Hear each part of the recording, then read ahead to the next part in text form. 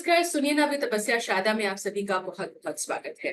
अक्सर आप जानते हैं अपनी सीरीज के अंतर्गत हम पॉडकास्ट लेकर आते हैं जिसमें सेलिब्रिटी से आपकी मुलाकात करवाते हैं और कुछ अच्छे फनकारों के विषय में बात करते हैं।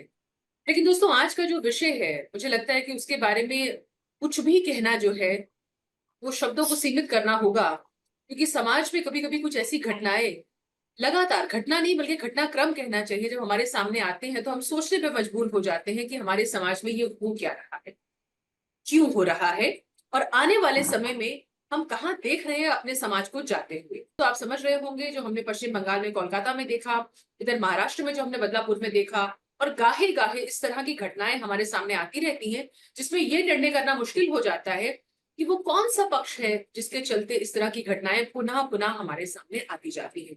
आज मेरे साथ एक बहुत ही लर्नेड पैनल है जो इस विषय पर प्रकाश डालेंगे, अपने अपने व्यूज रखेंगे। मैं सबसे पहले स्वागत करना चाहूंगी प्रोफेसर गोविंद सिंह जी का, जो आईएमसी के प्रोफेसर रहे हैं। सर, आपका बहुत बहुत स्वागत है।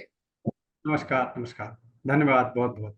हमारे साथ में संजय अग्रवाल जी हैं, जो मुझे लगता है कि उनके विषय में क्या कहूँ, दूरदर्शन की बात हो, उसके अलावा आपका जो अपना एनजीओ है जिसके माध्यम से आप, अगर हम बात करते हैं जेंडर सेंसिटाइजेशन की खासतौर से, हालांकि और बहुत सारी चीजें हैं, बहुत से ऐसे काम है जो आप कर रहे हैं। संजय जी, बहुत बहुत स्वागत है। नमस्कार, धन्यवाद।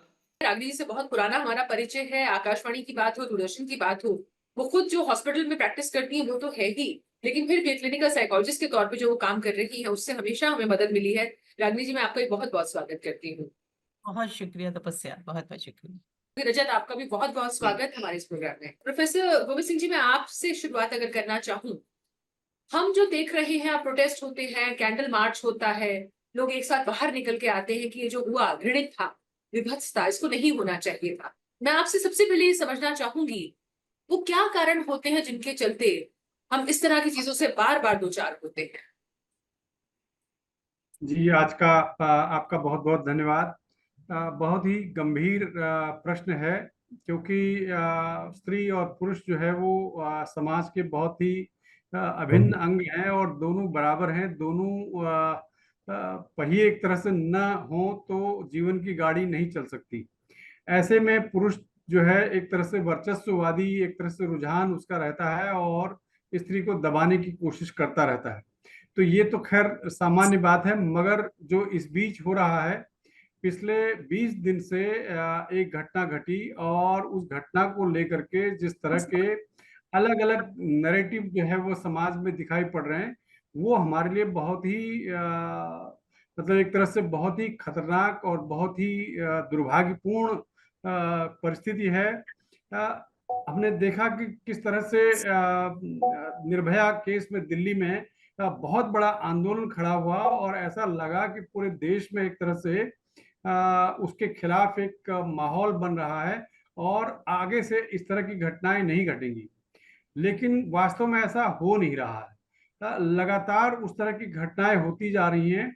इससे ये भी लगता है कि जो हमारे आंदोलन होते हैं वो एक तरह से तात्कालिक होते हैं और क्षणजीवी एक तरह से आंदोलन होते हैं। आंदोलनकारी जो लोग हैं वो केवल कुछ अपने स्वार्थों के तहत इस तरह के आंदोलन करते हैं, मूल भावना नहीं होती है। यदि समाज पूरा का पूरा समाज इसकी तरफ लग जाए और सोचने लगे, गंभीरता से इस बात को लेने लगे, तो मुझे नहीं लगता कि इस तरह की घटनाएं हों। मीडिया भी जो काम करता है वो तात्कालिक तौर पर करता है। मीडिया जो है, जैसे कोई घटना घटती है तो चटकारे लेकर के उसको एक तरह से दिखाने और कुछ दिन तक हो हल्ला करने का काम करता है। उसके बाद जो है वो फिर भूल जाता है। और जो परिस्थितियां हैं, जो समाज के अंदर जो परिस्थितियां हैं स्त्री को दबाने की, वो बरकरार रहती हैं। और फिर दूसरा एक और बड़ी समस्या है कि हमारा जो न्याय तंत्र है वो भी एक तरह से कहीं न कहीं बहुत ढीला होने की वजह से जो दोषी हैं उनको लगता है कि यदि हमारी पहुंच होगी और यदि हम किसी तरह से इस केस को लड़ पाए तो जो है हमको कुछ होगा नहीं। निर्भया केस में ही हमने देखा कि कितने साल लग गए, 10 साल एक तरह से लग गए थे और 10 साल के बाद जो फैसला हुआ वो हमारे सामने है। जो जैसिका लाल हत्याकांड है, उस कांड में हमने देखा कि किस तरह से जो हत्यारा था वो छूट गया था और फिर दोबारा से मीडिया ने उठाया और मीडिया ने उठाने के बाद फिर से उसको मृत्युदंड तो नहीं हुआ लेकिन आजीवन कारावास हुआ। तो इस तरह से ये समाज पूरी तरह से समेकित रूप से, समग्र रूप से मिल करके इसको लड़े तो निश्चित रूप से इसका फायदा कुछ मिल सकता है। और आज की स्थिति वाकई बहुत जघन्य है, क्योंकि हमारी राष्ट्रपति जी ने, हमारे चीफ जस्टिस ने, सुप्रीम कोर्ट के जो मुख्य न्यायाधीश हैं, उन्होंने, हमारे माननीय राष्ट्रपति महोदया ने इसको लेकर के बहुत गंभीर चिंता जो है वो व्यक्त की है। उन्होंने जिस तरह से पहली बार जो है, राष्ट्रपति आमतौर पर इस तरह के बातों पर, इस तरह की घटनाओं पर बयान नहीं देते, लेकिन जिस तरह से उन्होंने कहा कि इनफ इज इनफ, यानी अब अति जो है से गुजर रही है, अब अति हो गई है, अब इससे ज्यादा जो है वो सहन नहीं किया जा सकता। तो ये एक बहुत गंभीर घटना है, समस्त वर्गों को समाज के इस विषय पर सोचना होगा। जी बिल्कुल। लेकिन इसमें बहुत सारे और बिंदु सामने आते हैं प्रोफेसर गोविंद सिंह जी, मैं उस पर भी आऊंगी, लेकिन संजय जी मैं अगर आपकी तरफ रुख करूं और ये समझना चाहूं कि हम हर बार बाद में जागते हैं जब घटना हो जाती है, और इसको मैं जागना भी नहीं कह सकती हूँ पूरी तरह से, क्योंकि वो कुछ दिन का होता है, उसके बाद फिर वहीं पहुंच जाता है। अगर सही मायने में समाज जागृत हो रहा है, एकजुट हो रहा है और समाज में संदेश जा रहा है, तो फिर ये घटनाएं पुनः पुनः क्यों होती जाती पहले तो मैं आपका धन्यवाद करना चाहूँगा कि आपने मुझे इस पैनल में आमंत्रित किया इतने लर्नर्ड लोगों के साथ में। और समाज की अगर बात करें तो उससे पहले मैं एक डिस्क्लेमर देना चाहता हूँ कि हम बात कर रहे हैं महिला सशक्तिकरण की और महिलाओं के प्रति जो हिंसा हो रही है। तो आज पैनल में 3 पुरुष यहाँ पर मैं देख सकता हूँ। अन्यथा मीडिया में मैंने देखा, मैं आकाशवाणी दूरदर्शन में लगभग 30 साल नौकरी की, जब भी महिला सशक्तिकरण पर बात होती थी, महिलाओं के प्रति हिंसा की बात होती थी, तो महिला विशेषज्ञों को ही ढूंढा जाता था। और मेरे मन में ये सवाल आता था, मैंने 22 साल की उम्र में आकाशवाणी ज्वाइन किया था, कि सिर्फ महिलाएं क्यों? अगर आप समाज को बदलना चाहते हैं, अगर आप पुरुषों के व्यवहार को बदलना चाहते हैं, तो उसके लिए पुरुषों के मुंह से कहलवाइए। आप पुरुषों से बात कीजिए कि क्यों उस तरह का व्यवहार वो करते हैं। आप जब महिलाओं को बुला रहे हैं तो वो सिर्फ ये बता सकती हैं कि क्या अपेक्षित है, लेकिन मेरे जैसे पुरुष जब यहां आकर कहेंगे कि मैं ये व्यवहार क्यों कर रहा हूं और मुझे कैसे बदला जा सकता है, तब मुझे लगता है कि हम सही में बदलाव ला सकते हैं। एक बात तो मैं ये कहना चाहता हूं।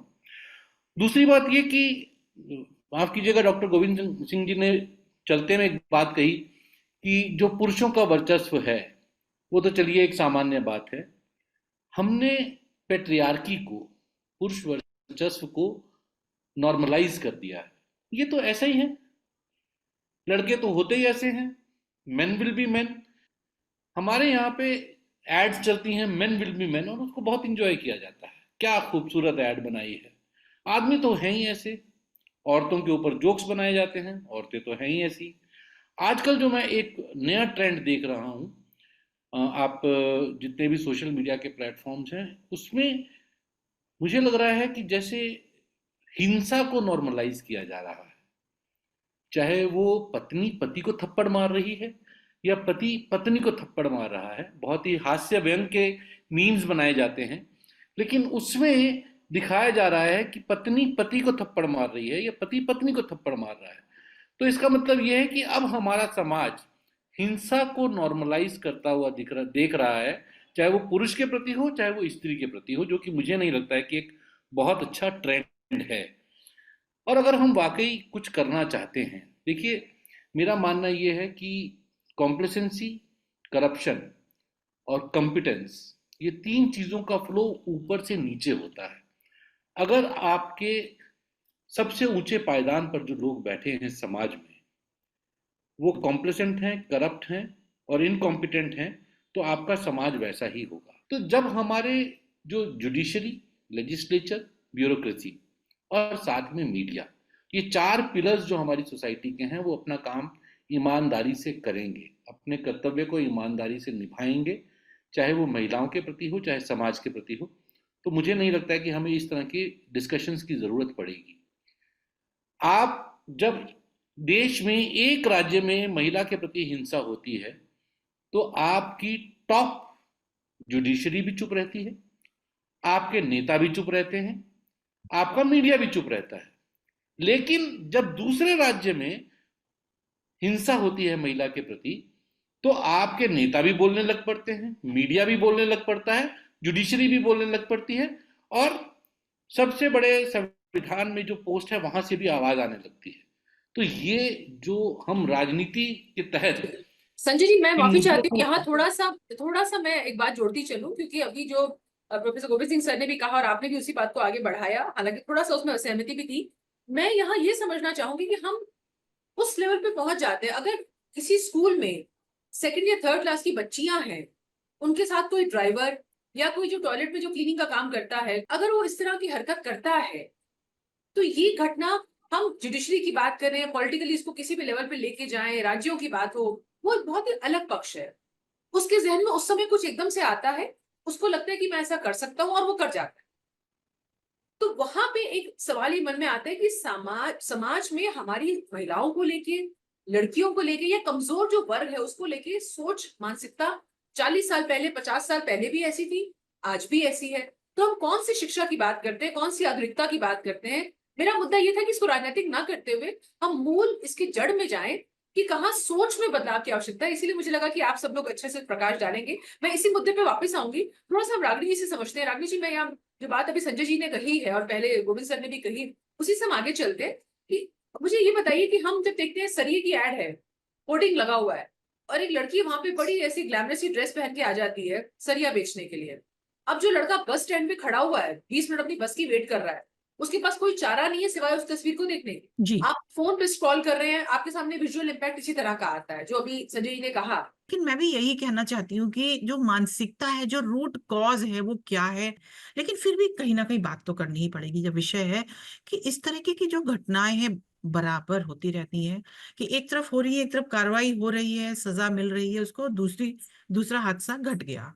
कब, कहाँ, दिन में कितनी बार, इसकी कोई गिनती नहीं है। जो बहुत हाईलाइटेड केसेस हैं, जैसे ये 2-3 हुए हैं, तो उनकी उनकी वजह से पूरा देश आहत है और उस पे हम लोग बात कर रहे हैं।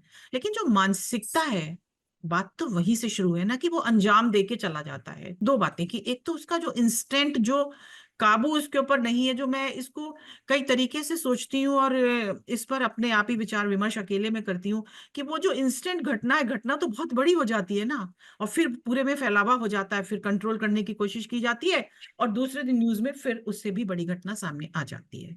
तो सवाल है कि फिर वही पिटी बातें हों अगर, लेकिन इसमें कोई हर्ज नहीं है कि माता पिता की जिम्मेदारी से ही शुरुआत तो माता पिता की ही होगी, बाकी फिर और भी बहुत सारी चीजें इसमें जुड़ जाएंगी। मैं यही बताना चाहूंगी कि जो रूट कॉज है, अगर उसको पकड़ा जाए, सीधे सीधे निशाना उसी पे लगाया जाए, कि स्ट्रिक्ट डिसिप्लिन, या पेरेंट्स का थोड़ा स्ट्रिक्ट होना, या अगर जॉइंट फैमिली है तो उनको सबसे बड़ी बात है कि जो दादा दादी हैं या नाना नानी हैं, उनको वर्चस्व दिया जाए। उनकी बेटी ही उनको वर्चस्व नहीं दे रही है, तो ग्रैंड चिल्ड्रंस क्या देंगे। और बातें छोटी छोटी होके वो जो व्यक्तित्व है और जो चरित्र है, उसका जो हनन घर से होना शुरू होता है, फिर बाहर तो कहने ही क्या। बाहर जाके तो उसको और भी हवा मिलती है, और ऐसे पक्ष हैं, ऐसे तमाम पक्ष और विपक्ष में के लोग हैं कि बच्चों को मिलने लगते हैं, और वो एक यूथ बन जाता है, वो कब विकृत एडोलसेंट बन जाता है, उसको पता, ना ही उसके माता पिता को पता। और समाज में बुरी तरह से एक समस्या और एक दाग लगाते ऐसे लोग रहते हैं, जिसका समाधान पे अभी तो हम लोग रिसर्च कर ही रहे हैं। मैं अभी फिर से आपसे कुछ बताना मैं इस बारे में हम बात करेंगी। मैं सभी से, दीपिका जी आपका बहुत बहुत स्वागत है। दीपिका जी के विषय में आपको बताना चाहेंगे, आप सुप्रीम कोर्ट में लॉ ऑफिसर हैं और इंटरनेशनल बहुत सारे प्लेटफॉर्म्स पे आप एड्रेस कर चुकी हैं। दीपिका जी, आपसे मैं पूछूं, अगर एक चीज अभी अभी दृश्यम फिल्म का हमने देखा कि उसमें ये बड़े इम्पैक्टफुली कहा गया कि हम जो सुनते हैं, जो देखते हैं, उसका इम्पैक्ट हमारे पे बहुत ज्यादा हो, और वो कहीं ना कहीं हमारे बाकी सब कामों में रिफ्लेक्ट भी होता है। तो हमें मानना होगा कि जो विजुअल मीडियम है, वो ओटीटी प्लेटफॉर्म्स हो, सिनेमा हो, मीडिया चैनल्स हो, हर जगह हमने देखा है ग्लैमर, वायलेंस, यानी पूरी आबो हवा में, पूरे माहौल में हम देख रहे हैं कि एक तरह का एग्रेशन, एक तरह का गुस्सा, एक तरह का रोष, और हर बात पे रिएक्ट करने की टेंडेंसी हम लोगों की डेवलप हो गई है। ये बिल्कुल आप सही कह रहे हो। जैसे पहले लड़ाई होती थी या कोई प्रॉब्लम हो जाती थी, या रास्ते में मान लो किसी की गाड़ी हिट हो गई या कुछ भी होता था, तो लोग उन सिचुएशन को संभालने की कोशिश करते थे, कि लड़ाई खत्म करवाते थे, और ये नहीं सोचते थे कि उन लोगों की प्रॉब्लम है। वो सोचते थे भाई हमारी बेटी की उम्र की है या बेटे की उम्र का है, तो बीच में कूद पड़ते थे हेल्प के लिए। लेकिन आजकल बस स्किप होते हैं, सोचते हैं हमें क्या लेना, हमें क्या वो, मतलब वो टेंडेंसी हो गई है सबके माइंड की, कि सिर्फ हर चीज में ग्रीडी हो गए हैं, सेल्फिश हो गए हैं। वो सोशल वाला एंगल खत्म हो गया है। और इसके पीछे ये भी वजह है, जब जैसे हम छोटे थे तो स्पिरिचुअल भाई भगवान का नाम लेना, पढ़ाई जब करते हैं उससे पहले, तो ये चीजें ना आदमी को थोड़ा परिवर्तन करती हैं। मतलब अध्यात्मवाद जो है वो कहीं ना कहीं इम्पैक्ट करता है पूरी स्टूडेंट लाइफ पे और आखिरी लाइफ तक भी। जी बिल्कुल। रजत, मैं संक्षेप में हम लोग बात करते चलेंगे अब धीरे धीरे। आप तो इतने वर्षों से रेडियो टीवी सब देख रहे हैं, हमारे जितने लोग आते जाते हैं, हमने कितनी बार इस तरह की न्यूज भी कवर की है, डिस्कशंस भी किए हैं। तो आपके अगर आंकड़ों की दृष्टि से बात करें तो इधर के वर्षों में आपको लगता है कि ये चलन बढ़ा है? हम यहाँ समाज की बात कर रहे हैं, एक स्वस्थ समाज की बात कर रहे हैं, जिसके बारे में कल्पना 5000 साल पहले हमारे कई ग्रंथों में की गई।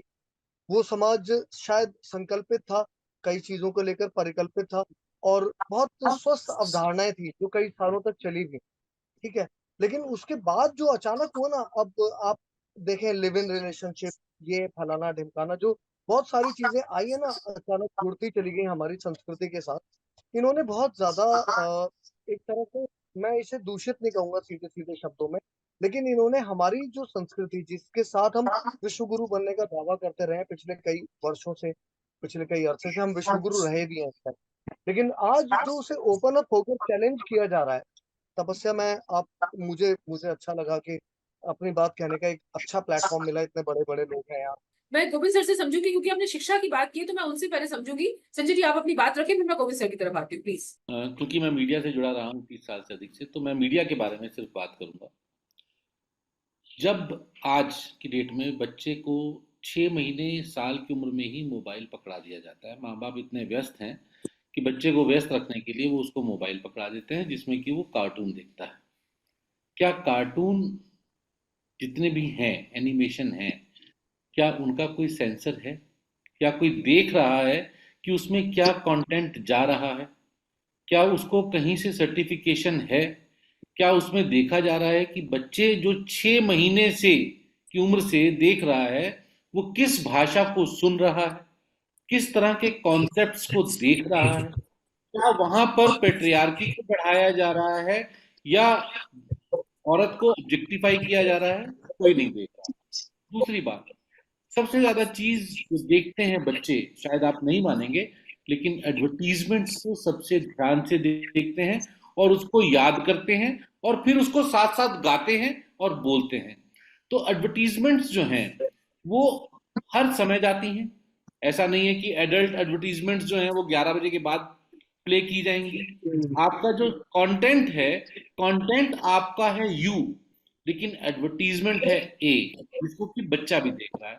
बहुत साल से मैं इस बात को कहता आ रहा हूं, जिस तरह से हमारी फिल्मों का सर्टिफिकेशन होता है उसी तरह से हमारी एडवर्टीजमेंट्स का सर्टिफिकेशन होना चाहिए। एक कोल्ड ड्रिंक की एड आती है, उसमें कोल्ड ड्रिंक की एड में लड़की जो है कोल्ड ड्रिंक को देखने की बजाय पुरुष की तरफ इस एंगल से देख रही है, जो कि पूरी तरह से ऑब्जेक्शनेबल है। क्या कोई उस बात पर ऑब्जेक्शन कर रहा है?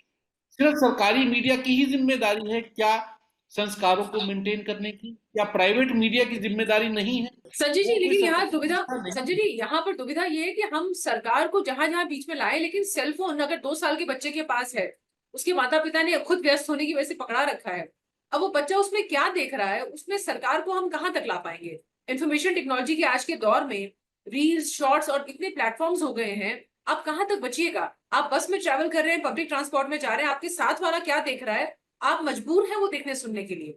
तो एक्सेस जो हमें हो गया है बहुत सारी चीजों का, वो एक अपने आप में समस्या है। मैं हमने सोच रहा है कि शायद जी। सरकार का जिम्मेदारी सिर्फ टैक्स लेने की है, ऐसा नहीं है। सरकार की जो जिम्मेदारी है, हम सरकार को उस जिम्मेदारी से खत्म नहीं कर सकते कि ये जी। आपकी जिम्मेदारी नहीं है, उनको वो जिम्मेदारी निभानी चाहिए। एज अ सोसाइटी जो हमें करना चाहिए, जी। एज अ पेरेंट जो मुझे करना चाहिए, वो मेरी जिम्मेदारी है। माँ बाप को 6 महीने की बच्ची को फोन नहीं जी। देना चाहिए, कि उनकी जिम्मेदारी है, लेकिन उस फोन पर बच्चा क्या देख रहा है ये सरकार की जिम्मेदारी है और सरकार को जिम्मेदारी निभानी चाहिए।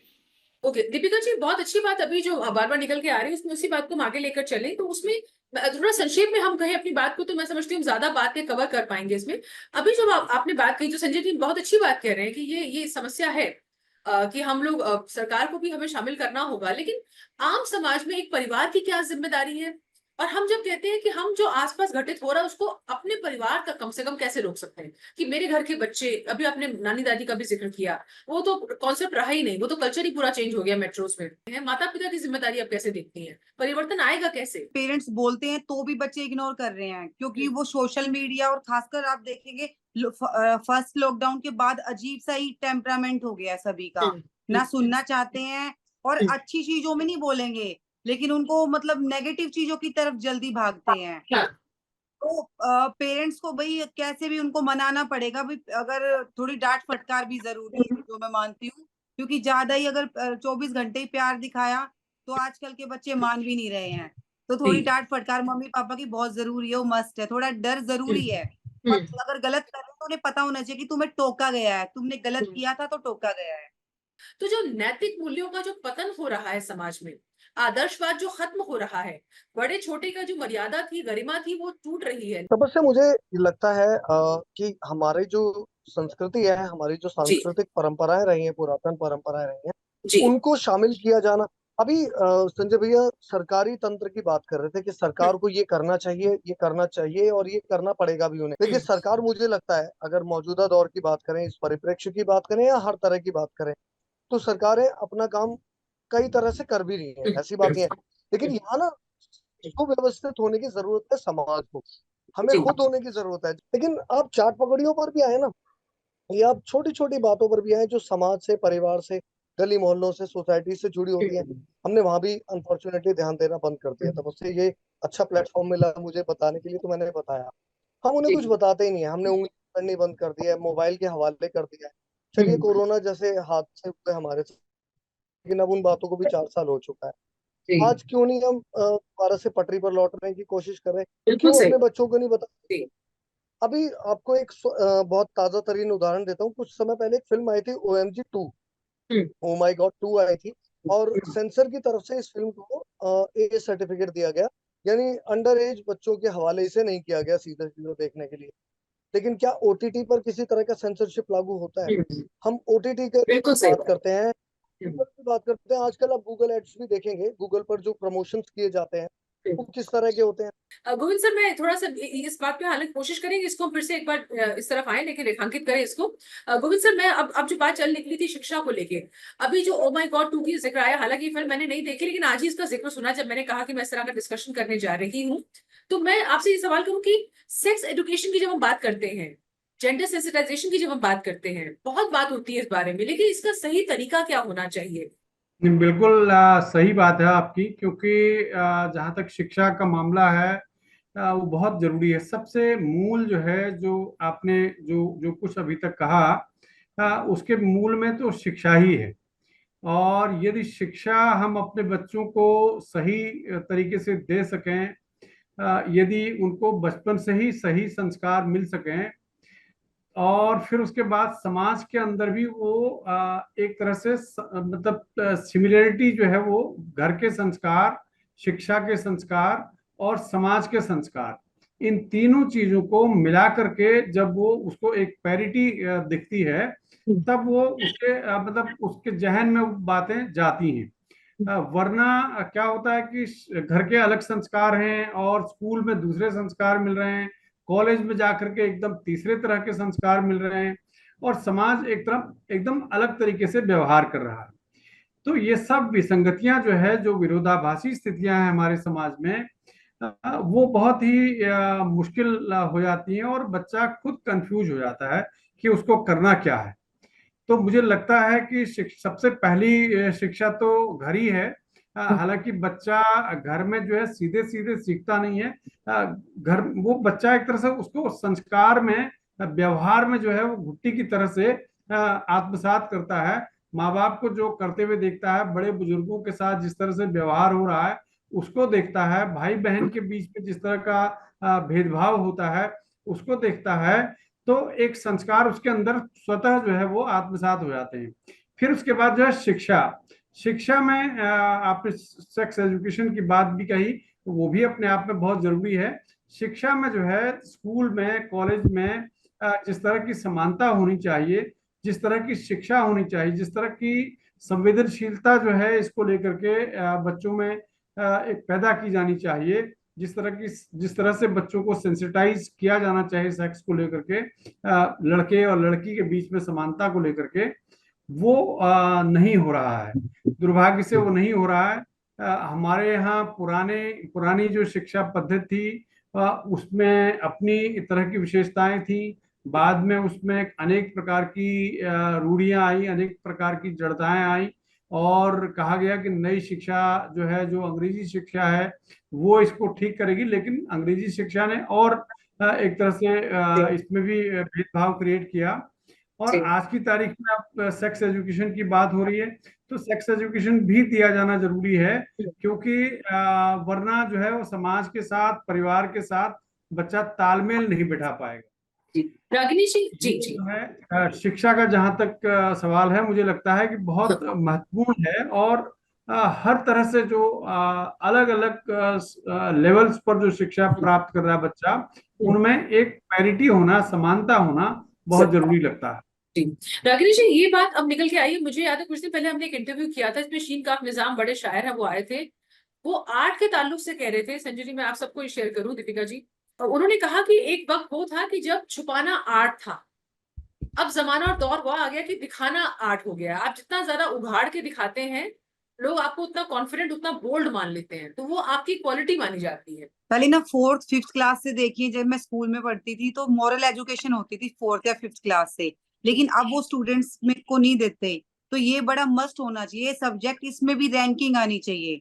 अगर मार्क्स नहीं दे रहे तो ग्रेड ABCD, तो उससे क्या कंपटीशन क्रिएट होगा बच्चों में, अच्छा बनने का, अच्छा सुनने का, अच्छा पढ़ने का। जी, रागिनी जी, आप बिल्कुल। इसमें कुछ जोड़ेंगी? जी। हाँ, मैं भाई, जो छोटा सा शब्द है कि जो एक सेंसिटिविटी बनी रहे, तो उसके लिए जो गुड टच बैड टच जो वर्ड है, बहुत कॉमन है, बहुत टाइम से ये चलन में है। लेकिन अगर इस पे बाकायदा प्रकाश डाला जाए, और बच्चों को, जैसा आप बता रही हैं कि स्कूल में इसकी प्रॉपर एक शिक्षा दी जाए और इसके बारे में पता किया जाए, बच्चों को बताया जाए, घर के अलावा स्कूल में भी। घर से तो माता पिता बताते ही हैं, अगर इसको इनिशियली पेरेंट्स ही बता दें, जैसे हम लोग केवल कहते हैं, ये बात होती है लेकिन इस पे ज्यादा चर्चा नहीं होती। स्कूल में अगर इस तरह की कोई घटना है, क्योंकि छोटे छोटे बच्चे, जैसे क्योंकि मोबाइल की वजह से सारी नॉलेज को और बहुत अधिक मेच्योरिटी और वल्गैरिटी उनके जहन में बसी हुई है, तो वो उसका डिफरेंस कर नहीं पाते हैं। उनके दिमाग में शुरू से, जैसे कहते हैं ना, कि इल्यूजन वाली जिंदगी वो रागिनी जी, जीने लगते हैं। रागिनी जी, यहाँ मैं एक बात जी एक बात आपसे और पूछती चलूं साथ साथ। आपने भी गुड टच बैड टच की बात की, हम टच पे जाते ही क्यों हैं? वो टच वाली जी नौबत आती ही क्यों है? मतलब जो हर किसी का सम्मान है, चाहे फिर वो पशु पक्षी क्यों ना हो, लड़कियों जी महिलाओं की तो बिल्कुल। बात बहुत जिसके बात ही है। जी जी जी, जैसे जो पेरेंटिंग है ना, मैं अभी उसी पर आना चाह रही थी कि बैड टच गुड टच तो एक एक जैसे ना प्रिकॉशन लेने वाली बात है कि बच्चों को बताना जरूरी है। बॉयज के साथ भी वही चीज है कि लड़कियों को भी इसकी एजुकेशन देना जरूरी है, बॉयज को भी देना जरूरी है। और घर में जो पेरेंट्स हैं, वो अपने बच्चों में, स्पेशली जो सन है, केवल डॉटर तक इसको नहीं रखना है कायम, अपने सन को भी इस चीज के लिए एजुकेट करें कि जितनी समस्या लड़कियों के साथ है, आपके साथ भी उतनी ही है। उनकी भी इनसिक्योरिटी है, तो कहीं ना कहीं एक माइनर एंजाइटी या एक सोचने को पुरुष वर्ग भी, लड़के भी इसके लिए मजबूर हो कि हाँ, हमारी भी अनसेफ्टी का सवाल है, या हमारी भी कोई समस्या इस तरह की हो सकती है। तो लिहाजा दोनों का जो जो पक्ष और विपक्ष वाली बात है कि कहीं कोई पार्शियलिटी का बिहेवियर बिल्कुल होना ही नहीं चाहिए। और समाज के साथ साथ स्कूल्स में, इस घर के साथ साथ स्कूल्स में पेरेंट्स PTM वगैरह में इस पे काफी चर्चा होनी चाहिए। और जो जी टीचर्स हैं, बच्चों को इसके लिए एजुकेट करें, बॉयज और गर्ल्स में जो इक्वलिटी है, जो इक्वल ये बिहेवियर बहुत है। अच्छी बात आपने कही है कि चर्चा होनी चाहिए। जब तक कम्युनिकेशन नहीं होगा, संवाद नहीं होगा, तो लोगों के जहन खुलेंगे नहीं, बात नहीं होगी। संजय जी, आपने कुछ देर पहले बात की थी एड्स को लेके कि सरकार ऐसा करती है, उसमें वो डिस्क्लेमर भी आना चाहिए, अब बैन होना चाहिए, बहुत सारी चीजें उसमें आई। तो कुछ चीजों में तो हमने जो पहले वर्जनाएं थी वो सब टूट चुकी है। लेकिन कहीं हमें ये भी स्वीकारना होगा कि एक स्त्री जो है, उसकी जिम्मेदारियां बढ़ गई हैं। अब चुनौतियां महिलाओं के लिए बढ़ गई हैं। जिम्मेदारियां बांटने के लिए समाज में पति हो, भाई हो, वो उनको वो माहौल नहीं मिल पा रहा है अभी भी। शायद इसलिए कि पुरुष भी स्वीकार नहीं पाए हैं कि उन्हें स्त्रियों को इस रूप में अब साथ लेके चलना है। क्या कहेंगे आप? पहली बात हमने की कि समाज कहाँ जा रहा है।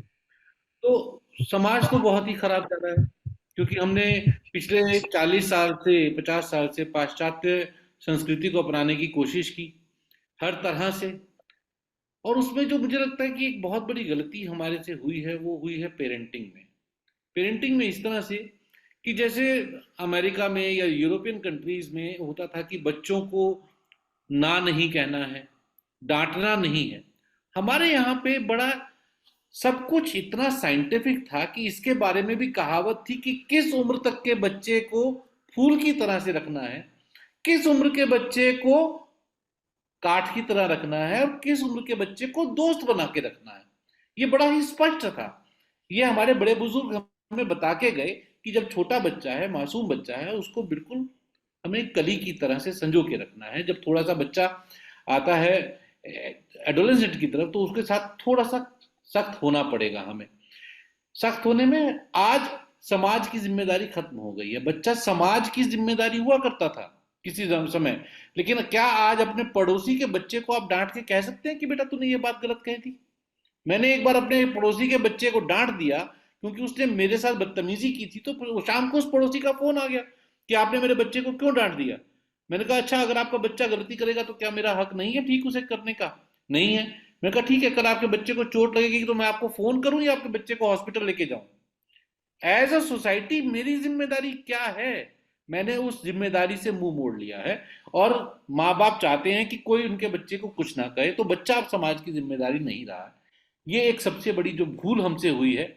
और बच्चों के साथ हमें जिस तरह की सख्ती एक पर्टिकुलर एज में रखनी चाहिए, अब स्कूल वाले कुछ नहीं कह सकते, ना माँ बाप कुछ कह सकते हैं। माँ बाप कुछ कहना है तो बच्चों को कौन बताएगा कि वो गलत हैं? कौन सख्ती से उनको सही राह पर लाएगा? मैं दशा और दिशा की बात बार बार कर रहा हूं। जो दशा है उसमें दिशा दिखाने का काम तो समाज का है। जो समाज के बड़े बुजुर्ग हैं, जो समझदार हैं, जीवन के अनुभव से जो उन्होंने इतना कुछ सीखा है, वही तो बताएंगे। समाज को दिशा तो वही देंगे, लेकिन हम उनसे वो दिशा लेने को तैयार ही नहीं है, क्योंकि हमें लगता है कि ये तो अब स्पेंट फोर्स है। आज 60 के बाद, 70 के बाद इंसान स्पेंट फोर्स हो गया है, पहले वो मार्गदर्शक होता था। तो ये एक फर्क हमारे समाज में आया है जिसके बारे में मैं बात करना चाहता हूँ। रजत, मैं आपको साधुवाद, आपने ओटीटी की बात की। ओटीटी का कंटेंट कौन मॉनिटर कर रहा है? आपने एक बहुत अच्छी फिल्म का उदाहरण दिया, OMG 2। आपने कहा वो एडल्ट है, मैंने साथ के साथ चेक किया कि वो वाकई एडल्ट है या नहीं है। ये सेंसर बोर्ड का सबसे हास्यास्पद डिसीजन है, OMG 2 को एडल्ट करना, जो कि एडोलेसेंट्स में सेक्स एजुकेशन की कमी के बारे में बात करती है। लेकिन संजय जी मुझे ये बताइएगा, सदियों से जो फिल्म बच्चों के लिए बनाई गई है, उन्हीं संजय बच्चों जी, को उससे वंचित रखा जा रहा है। ये हास्यास्पद है। लेकिन अभी जो बात रजत ने कही, मैं उस बात को अगर लाऊं कि हमारे तो सदियों से परंपरा, हमने इस तरह की फिल्में पहले तो नहीं बनाई, साहित्य इस तरह का हम सबके सामने तो नहीं लाए, पब्लिक डोमेन में नहीं था, चुपके आप देख रहे हैं, पढ़ रहे हैं, वो अलग बात है। अब ऐसी क्या जरूरत आन पड़ी कि हमें हर चीज को इतना उघाड़ के सामने लाना पड़ रहा है? मैं आपकी तरफ आऊंगी।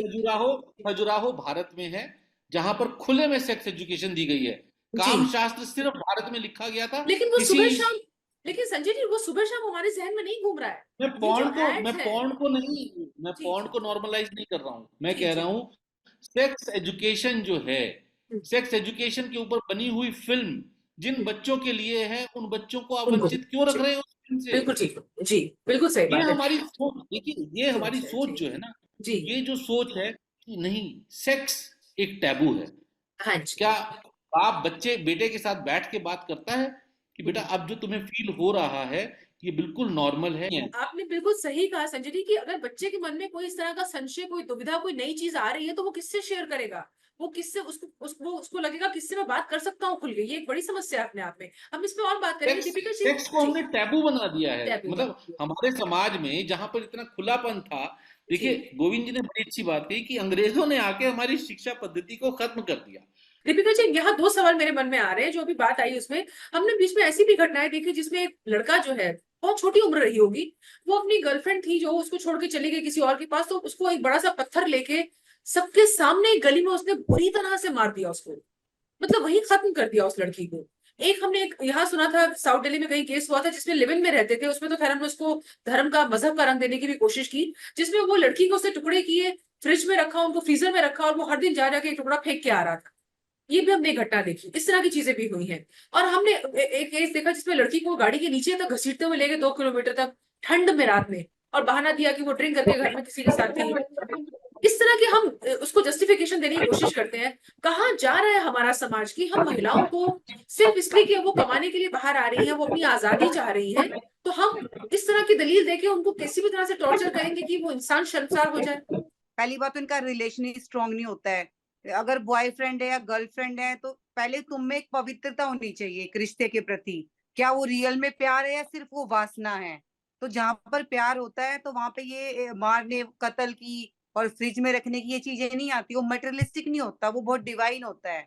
उसके लिए कुछ अच्छा करना, अच्छा सोचना, उसका करियर बनाना, तो एक वो प्रेम को प्रेम समझा जाए। लेकिन आजकल प्रेम को सिर्फ वासना तक ही सीमित कर दिया गया है। तो ये उनको समझाना होगा कि जो यूथ है, ये प्रेम नहीं है भाई जो तुम लोग कर रहे हो, ये वासना की तरफ जा रहे हो। तुम लड़की पे अपना अधिकार इस तरीके से जबरदस्ती का अधिकार नहीं कर सकते। अगर वो तुमसे नहीं पलट के प्यार करती या तुम्हें पसंद करती तो तुम उसके साथ जोर जबरदस्ती नहीं कर सकते। और उनको अवेयर करना भी जरूरी है कि अगर ये तुमने ये गलत किया तो फिर तुम जेल भी जाओगे। और जो एग्जीक्यूशन है ना, हमारी कंट्री बहुत कमी है। कानून बन गए, गया केस के बाद भी अमेंडमेंट्स हुए काफी, लेकिन एग्जीक्यूशन फिर भी कहीं ना कहीं, अब वो फेलियर ऑफ लीडर्स कहे, पुलिसिंग कहे या सोसाइटी कहे, तो फेलियर तो है वो, क्योंकि एग्जीक्यूशन में कमी है। और मैम एक ना मॉडर्नाइजेशन के नाम पर जैसे ड्रग्स, विस्की, ये सब जो स्टूडेंट्स कर रहे हैं, जैसे जो हल्द्वानी में केस हुआ था नर्स के साथ, तो उस बंदे ने ड्रग्स कंज्यूम कर रखे थे और 2-3 दिन बाद पता चली नर्स की डेड बॉडी वहां पर पड़ी है। तो इस चीज पे भी बहुत रोकथाम जरूरी है। और जो ड्रग्स वहां कहीं ना कहीं से आ रहे हैं, तो कहीं ना कहीं यानी कि गवर्नमेंट का फेलियर है। पुलिस क्या चेक करती है फिर बॉर्डर्स पर? तो ये चीज जैसे पंजाब में हुई, फिर अब हरियाणा, दिल्ली तक। जब मैं कैंपस में थी दिल्ली यूनिवर्सिटी में, तो मैंने काफी वहां पर अवेयरनेस की। तो जो ये नशे की चीजें हैं, इन पे भी सख्त गवर्नमेंट को करना चाहिए। रजत, मैं गोविंद सर के पास जाऊंगी, उससे पहले आपसे एक मैं प्रश्न करूं। अगर हम सारी बात कर जाते हैं बार बार, लेकिन डिस्कशन में ही घूमते रह जाते हैं, घटनाएं घटती चली जाती हैं, परिवर्तन कहीं आता नहीं है, तो आपको लगता है कि परिवारों में करुणा की, वेदना की, एक दूसरे के प्रति लगाव की, संवाद की कुछ कमी ज्यादा हो गई है? साहित्य रहा नहीं, सिर्फ फोन पे सब कुछ देखे जा रहे हैं। आज का जो दौर है वो खुलेपन का दौर है। लोग अपने अपने स्तर पे कर रहे हैं। अब ऐसा समाज का परसेंटेज बहुत कम है, उन लोगों की तादाद बहुत कम है जो पहले बात करने से झिझकते थे। अभी बात हम कर रहे थे, दीपिका जी जब आई बहुत दुरुस्त आई, देर से आई लेकिन दुरुस्त आई। इन्होंने जब जब जो जो पहलू उठाए वो काफी सारगर्भित थे अपने आप में, अपने आप में कहना चाहिए। अभी इन्होंने अभी संजय भैया भी कर रहे थे, आपने भी कहा कि हर हर बात का ना एक सीमांकन होना जरूरी है। उन्होंने कहा कि अजंता एलोरा की बात की, उन्होंने उन्होंने खजुराहो की बात की। तो मैं आपको बता दूं कि हम जिन स्कूल्स में पढ़ के आए हैं आज भी पीरियड सिस्टम है। पहला पीरियड फला सब्जेक्ट का, दूसरा पीरियड इस सब्जेक्ट का, तीसरा। तो सेक्स एजुकेशन का भी ना एक पीरियड होना चाहिए। हर वक्त आपके दिमाग में सेक्स, कामुकता, वासना, ये सब चीजें नहीं होनी चाहिए। ये काम सरकारों ने किया, ये काम हमारे सामाजिक शैक्षणिक व्यवस्था ने की पहले से, आज भी उसे होना चाहिए। नैतिक शिक्षा की भी बात हो रहे थे, की कर रहे थे हम लोग। क्यों नहीं करते हम नैतिक शिक्षा को लागू? मोरल एजुकेशन थी हमारे आपके जमाने में, तभी तो हम आज की डिस्कशन कर पा रहे हैं। लेकिन क्या आज के दौर के किसी बच्चों को आप इतनी देर का पेशेंस उनसे तवक्को कर सकते हो कि वो अब अभी करीब करीब 1 घंटा हो गया है हमें बात करते हुए। रजत, थोड़ा सा ओवरऑल समय का अभाव है, मैं चाहूंगी हम समाधान पे थोड़ा सा आ जाएं। आप लोगों की तरफ से कोई संदेश, कोई समाधान, स्पेशली यंगस्टर्स के लिए। तो गोविंद सर, मैं आपसे शुरू करना चाहूंगी, कोई आप संदेश देना चाहें जिससे कि समाधान की तरफ हम बढ़े, प्लीज। मुझे लगता है कि हमारे समाज को, स्त्री को जो है सिर्फ उपभोक्ता वस्तु, एक प्रोडक्ट समझना छोड़ देना चाहिए। उसको अपने बराबर जो है, अपने सहकर्मी के तौर पर, अपनी माँ के तौर पर, बहन के तौर पर, पत्नी के तौर पर, बहन मतलब जो भी रिश्ते हैं उसके तौर पर, और एक समान व्यवहार में अपने समान सहकर्मी के तौर पर हमको ट्रीट करना चाहिए। जब तक ये नहीं होगा तब तक बहुत मुश्किल है। खास करके जो पूंजीवादी समाज संस्कार हमारे आए हैं 1990 के बाद, उसमें उपभोक्तावाद जो है बहुत बढ़ गया है और स्त्री को एक प्रोडक्ट के तौर पर मानना ज्यादा शुरू कर दिया है। तो उससे पहले फिर भी थोड़ा कम था।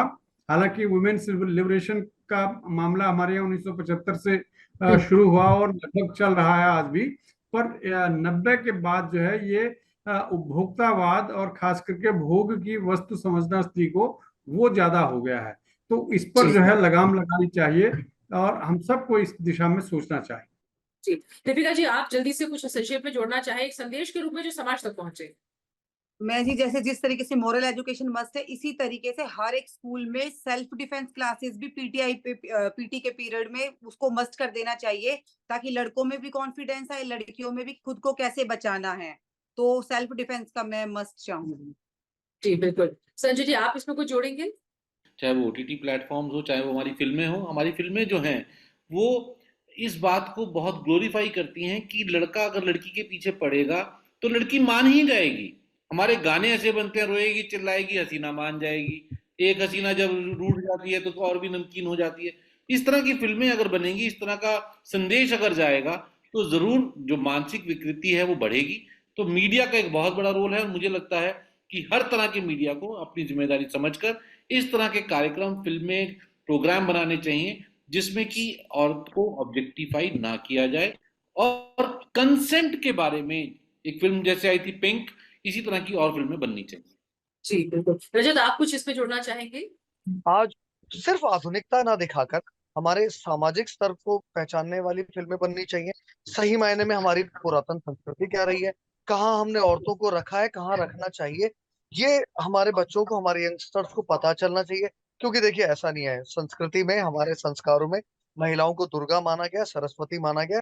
और बहुत सारे उदाहरण है। अगर ये डिस्कशन और 1 घंटे आगे तक चलता तो मैं साक्षात उदाहरण देकर आपको समझाता भी। हमने स्त्रियों, ये जो बताया जाता है ना, पहली चीज तो धार्मिक स्तर पर, मजहबी स्तर पर या सियासी स्तर पर, कि हमारा जो मजहब है, हमारे धर्म है, ये औरतों के साथ भेदभाव करते हैं, नहीं, ऐसा नहीं हुआ।